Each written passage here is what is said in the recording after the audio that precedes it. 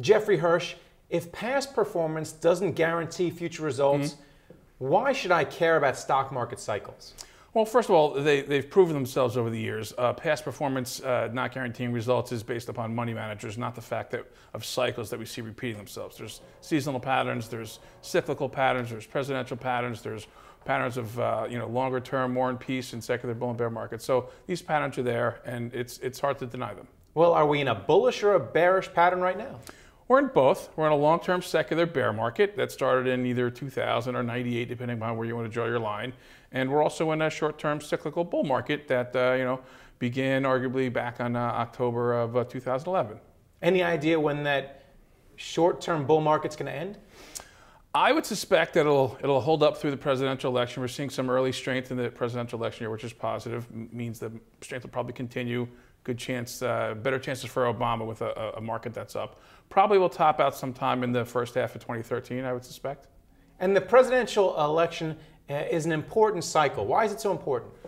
Well, you have a very powerful economy that impacts the world, and you have a certain person coming in every 4 years that leads that country. So this influences the economy, and you see these parties try to influence the economy, manipulate the economy to keep their party in power or their candidate that's in there. So that drives a lot of the investment. That's why you see this third year of the presidential cycle, the pre-election year as we call it, that hasn't had a losing year since 1939 on the Dow.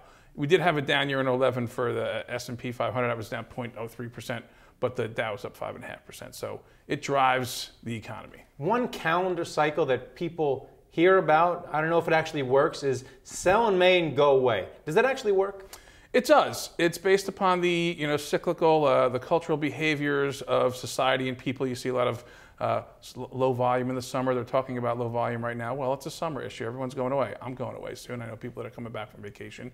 People are spending time with their kids that are off from school, and the weather's pretty, inviting. So people get away from the screens, away from the floors, and get out there. But there's the other side of that cycle that people forget about, and that's the buy in October that we like to use some technical timing to get back in on. So sell in May does work, but you got to get in October, even September, when you see the turn in the charts.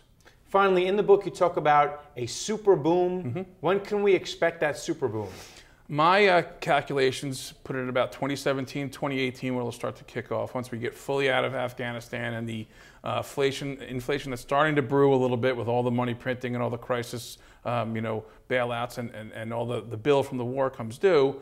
When that inflation levels off, it's probably not going to be as big as the 70s inflation. Actually, it definitely won't be as big.